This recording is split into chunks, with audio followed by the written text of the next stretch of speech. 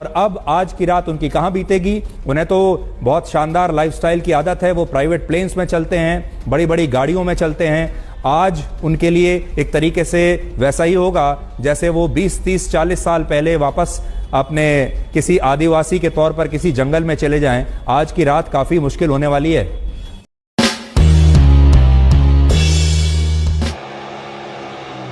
सुधीर चौधरी, जो घटिया पत्रकारिता के नाम से जाना जाता है, आज तक का एंकर है, जो जातीय भावना से सर से लेकर पांव तक भरा हुआ है। उसकी घटिया पत्रकारिता के कारण, जातिवादी टिप्पणी के कारण झारखंड में SC/ST एक्ट में मुकदमा दर्ज हो चुका है और इस मुकदमे के दर्ज होने बाद सारा आदिवासी समाज ने सुधीर चौधरी की गिरफ्तारी की मांग उठाई है। सुधीर चौधरी अपने ब्लैक एंड व्हाइट शो में कहता है कि हेमंत सोरेन मुख्यमंत्री आदिवासी है, लेकिन उनके लाइफ स्टाइल, रहन सहन से बिल्कुल भी नहीं लगता कि वह आदिवासी है। यानी कि सुधीर चौधरी को आदिवासी तभी लगेंगे जब वह 50 साल पहले की तरह जंगल में रहेंगे, जब वह खाने के नाम पर छाल खाएंगे, पेड़ों की छाल खाएंगे, पत्ते खाएंगे, कंदमूल खाएंगे, तभी सुधीर चौधरी को आदिवासी, हेमंत सोरेन मुख्यमंत्री आदिवासी जैसे लगेंगे। सुधीर चौधरी का मानना है कि आदिवासी वही होता है जो फटे कपड़ों में रहता है, जो कंदमूल खाता है या जो जंगल में रहता है, यानी कि वह मुख्यमंत्री बनने के लायक नहीं है। ऐसी घटिया सोच और घटिया पत्रकारिता पिछले कई वर्षों से इस आदमी की इस देश पर जबरन थोपी जा रही थी, लेकिन आज ये आदिवासी समुदाय के हाथ में आ गया है। इस व्यक्ति ने आज तक अपने समस्त शो में पाखंड, अंधविश्वास, ढोंग और झूठ के अलावा कुछ नहीं परोसा।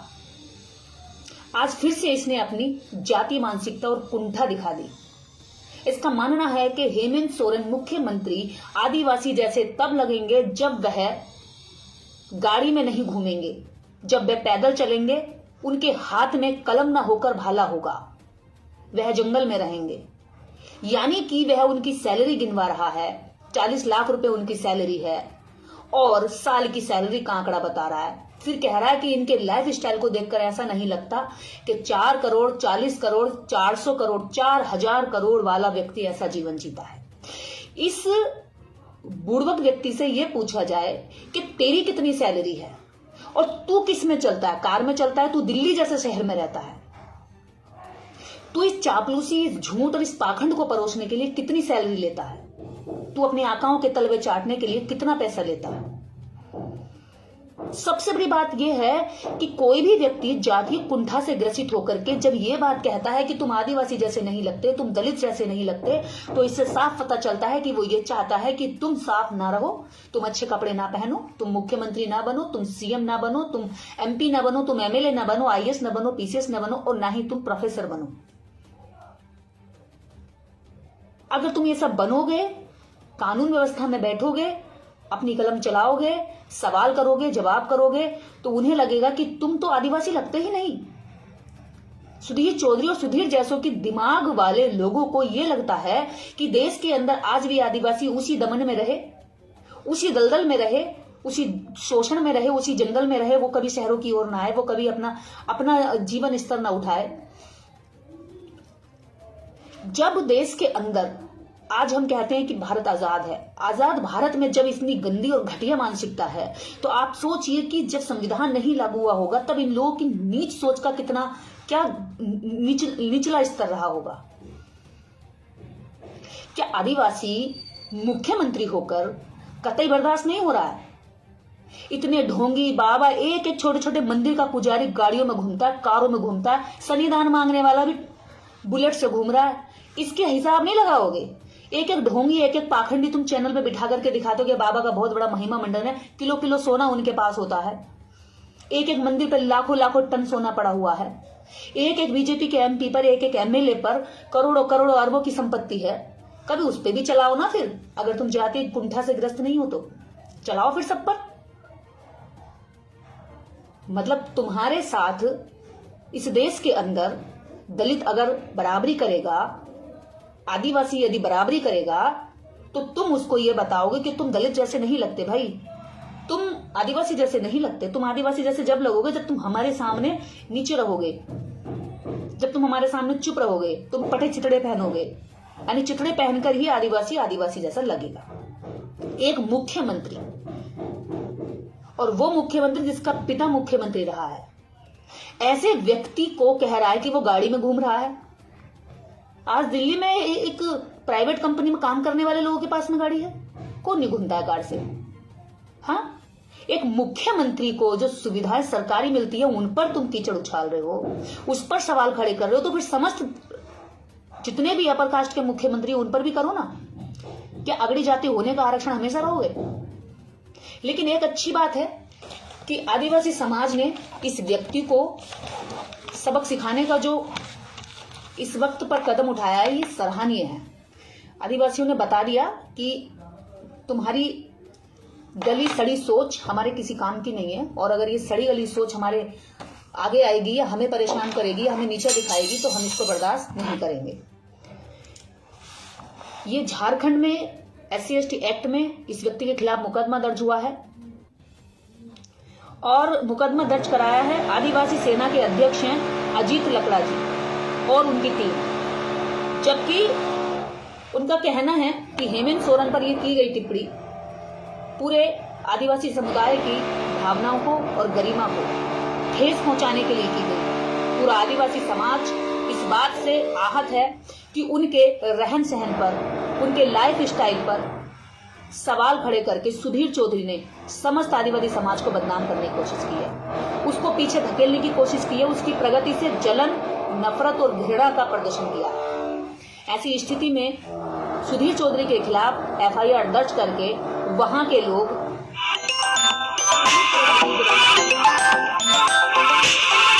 और इस मांग में वो लोग वहां जिद पर बैठे हुए हैं। हालांकि सरकार में बैठे हुए उनके आका उसको बचा लेंगे, ये पता है, लेकिन कम से कम इसको इसकी जातीय घृणा पर जो आज ये प्रश्न चिन्ह लगा है, बाकी घटिया लोगों की जो मानसिकता इस लेवल पर चलती है उनकी भी मानसिकता पर थोड़ी सी चोट पहुंचे कि आदिवासी समाज या दलित समाज तुम्हारे हिसाब से नहीं रहेगा जैसा तुम चाहते हो कि वो फटे हाल रहे, चितड़े पहन के रहे। अभी तो अधिकांश संख्या उनकी ऐसी ही जिंदगी जी रही है। उसमें से कुछ चंद लोग संघर्ष करके अगर आगे बढ़ जाते हैं तो तुम उनके साथ घृणा दिखाते हो, तुम उनके बारे में बताते हो। क्या बताते हो?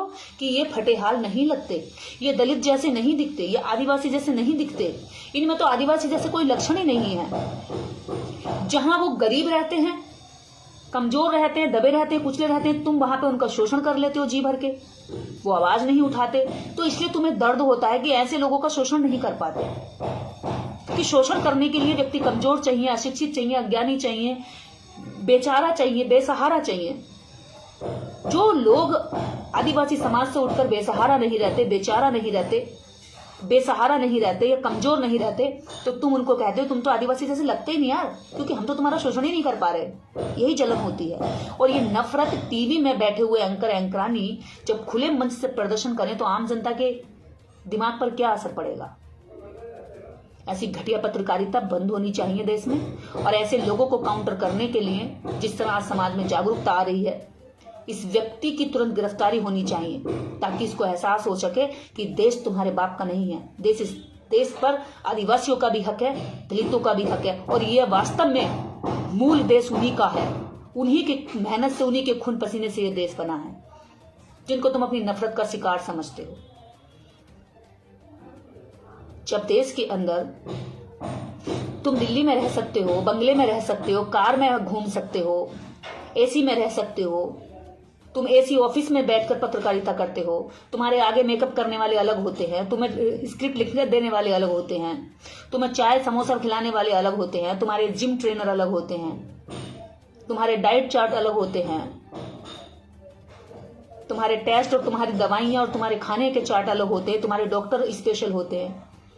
तो तुम अपने लाइफ स्टाइल पर आवाज नहीं उठाते कभी कि तुम्हारा लाइफ स्टाइल इतना ऊंचा कैसे है, किस हैसियत से है और क्यों है? कहां से आया तुम पर यह पैसा?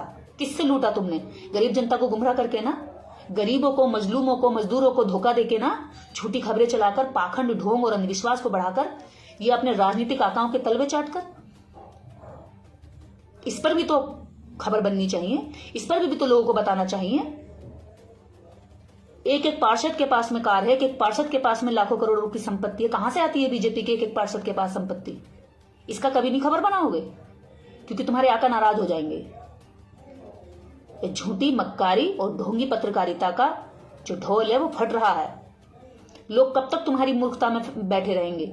लोग कब तक तुम्हारे भरोसे बैठे रहेंगे कि तुम देश का चौथा स्तंभ होकर के देश को सही रास्ता दिखाओगे? ना, इस देश के अंदर सबसे ज्यादा बिकाऊ, सबसे ज्यादा दलाल, सबसे ज्यादा गिरी और लीचड़ कोई हरकत इस देश में कर रहा है तो लोकतंत्र का चौथे स्तंभ में बैठे हुए वो जातीय कुंठा से ग्रसित पत्रकार हैं, जो देश के असली मुद्दों को भटकाकर, देश की जनता के मुद्दों से उसको हटाकर केवल उस बात पर पत्रकारिता करते हैं जिस बात पर सत्ता में बैठे हुए लोग कहते हैं।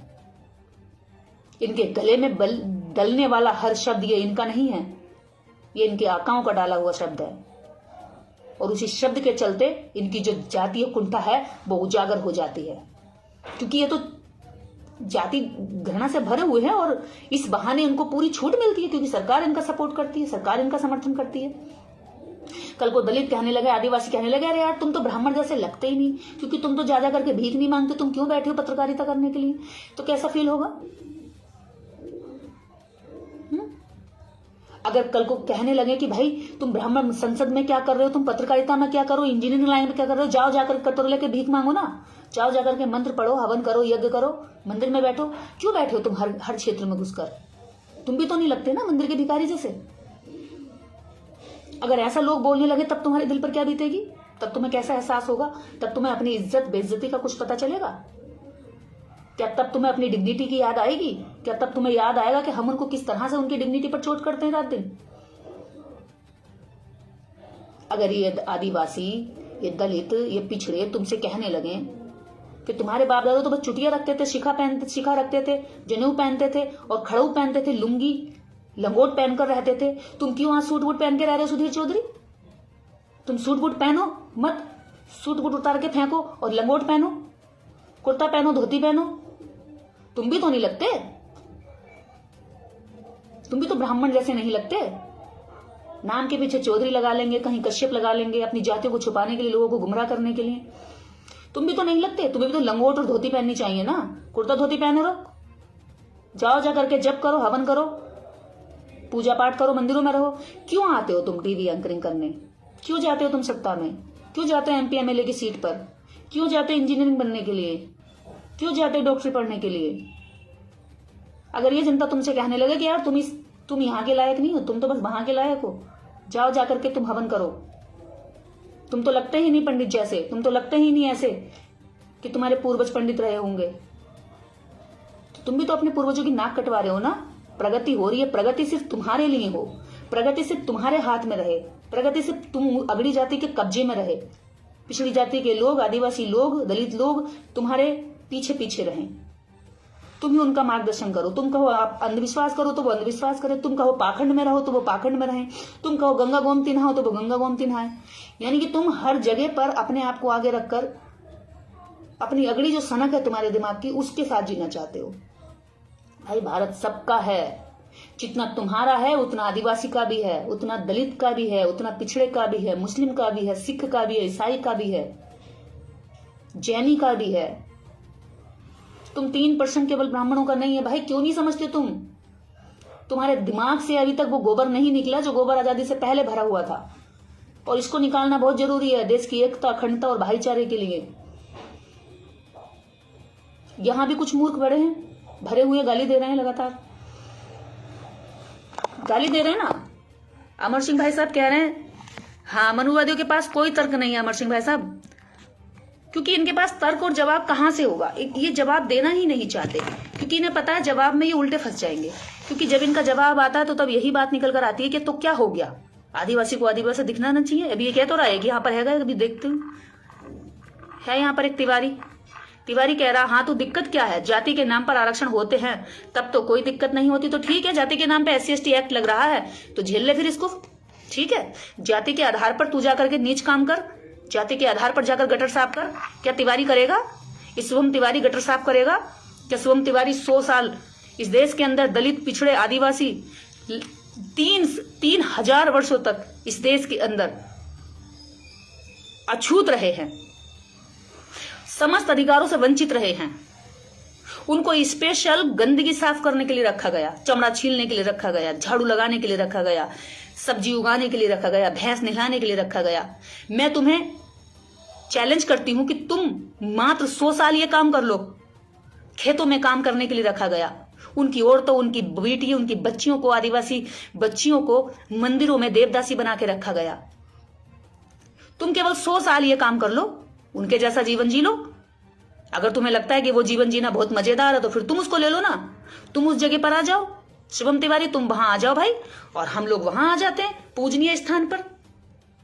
उस स्थान पर हम आ जाते हैं, तुम वहां आ जाओ और तुम 100 साल तक वो सारे काम करो। 100 साल तक हमारी लाते खाओ, हमारे घूंसे खाओ, हमारी गाली खाओ, हमारा अपमान झेलो। उसके बाद फिर ये आरक्षण खत्म कर देंगे। चलो है मंजूर? आरक्षण खत्म करना है तो आरक्षण खत्म करने के लिए फिर करते हैं तरीके से काम। कितने ऐसे ब्राह्मण हैं जो इस मुहिम में साथ देंगे? चलो आ जाओ, मात्र 100 साल रह लो। 3000 वर्ष तो उनको रखा है तुमने, 3000 वर्ष छोड़ो, तुम 3000 के, तुम 300 साल भी मत रहो, तुम 3000 वर्ष मत रहो, 300 साल मत रहो, तुम मात्र 100 साल रह लो। 100 साल अगर तुमने रहकर झेल लिया, जिंदा रह गए तो ठीक है, फिर उसके बाद में आरक्षण तुम्हें दे देंगे हम। आरक्षण पेट में दर्द करता है, लेकिन जाति से करेगी नफरत दर्द नहीं करती। वो दर्द नहीं करता तुम्हें जो तुम हजारों वर्षों से झेल के बैठे हुए हो, जो हजारों वर्षों से उनकी छाती पे चढ़ के बैठे हुए हो, हजारों वर्षों से उनके कंधे पर अपना धर्म ढो रहे हो, अपने ब्राह्मण धर्म को हिंदू धर्म कह करके उनको लूट रहे हो, उनके अधिकारों को छीन रहे हो। ये जागरूक हो रहे हो तो तुम्हें दर्द हो रहा है, तकलीफ हो रही है ना? यही तकलीफ सबसे बड़ी है भाई। ये तकलीफ तो तुम्हें अब झेलनी पड़ेगी, क्योंकि विज्ञान का, शिक्षा का, तर्कवाद का दौर है। इस तकलीफ को कम करने के लिए कोई दवाई ले लो। सबसे अच्छी दवाई यह है कि बराबरी दिमाग में ले आओ, अपने पुरखों की हुई गलतियों की माफी मांग लो। अगर तुम्हारे अंदर इतना बड़ा दिल है तो, तुम्हारे अंदर अगर मानवता है तो। शुभम, कभी तुमने देखा है नेता जाकर के दलितों के यहाँ खाना खाने का प्रोग्राम चलाते हैं, लेकिन कभी देखा नेता दलितों के, वाल्मीकियों के जो लोग हैं गटर में उतर के गटर की सफाई करते, सीवर की सफाई करते हैं? कभी वो लोग बराबरी दिखाने के लिए गटर में सफाई नहीं करते। क्यों नहीं करते पता है? क्योंकि गटर नकली नहीं बनाया जा सकता। खाना तो बाहर से पैक करा के उसके घर में बैठ के फोटोग्राफी कराई जा सकती है, लेकिन गटर में उतरने के लिए अगर फोटोग्राफी कराई तो उनका दम घुट जाएगा और उसी गटर के अंदर बंद होकर मर जाएंगे, निकला भी नहीं जाएगा, पता भी नहीं चलेगा। सोचो, जो समाज सदियों से तुम्हारे अंदर मानवता की रत्ती भर भी अंश नहीं दिखाई देते। सोचने के लिए तुम कभी ना मजबूर होते ना कभी सोचते, क्योंकि तुमने दर्द नहीं झेला। क्या तुम अपने बच्चे को सफाई कर्मी में भर्ती कराओगे? क्या तुम अपने बच्चे को गटर साफ करने के लिए उन पैसों की, उन मजदूरी के लिए भेजोगे? हैं? और अगर भेज भी दिया तो तुम बहुत बड़े महान हो जाओगे, पूरे देश में हंगामा हो जाएगा। देखो ब्राह्मण ने कितना बड़ा काम कर दिया, देखिए तिवारी की बच्ची ने गटर में उतर दिया, देखिए तिवारी का बच्चा कर रहा है बराबरी, देखिए तिवारी का बच्चा जा रहा है सफाई करने। लेकिन वो हजारों वर्षों से सफाई करने, तो उनके नाम पे कोई भी ना लेख लिखा जाएगा, ना उनको बड़ा बताया जाएगा, ना उनको महान बताया जाएगा, ना उनकी कहीं पे महिमा मंडन होगी। तुम तो भाई 4 मंत्र पढ़ के ही महिमा मंडन करा लिए। यहाँ 4000 3000 वर्षों से वेदना पढ़ रहे हैं, वेदना बता रहे हैं, चिल्ला रहे हैं, दर्द में है, रो रहे हैं, पीड़ित हैं, पर तुमने कभी आवाज नहीं उठाई उनके लिए। हाँ विनय राजपूत भाई, जय भीम। चलिए, सुधीर चौधरी को जल्दी से गिरफ्तार किया जाए, ताकि उसको अपनी हरकतों पर और उसके जैसी मानसिकता के लोगों को कुछ एहसास हो, कुछ हलचल हो उनके मन में, उनकी मानवता में कहीं ना कहीं जो बिल्कुल पत्थर हो चुकी है उसमें जान पड़े, वो सजीव हो। हम तो चाहते हैं कि देश में ये भाईचारा बनाने के लिए इनके अंदर की नफरत खत्म हो जाए। इनको बहुत जो हजारों वर्षों का इनके अंदर भरा हुआ जहर है वो किसी तरीके से बाहर आ जाए, चाहे कानून के माध्यम से, कानून के डर से, या समाज की जागरूकता से, या फिर हक अधिकार मांगने वाली उस गरीब जनता की मजबूती से, जिसको ये एकदम कमजोर और बेकार समझते हैं। तो ठीक है, हाँ, इसी के साथ जय भीम, जय भारत। आप सब लोग अपना ध्यान रखिए।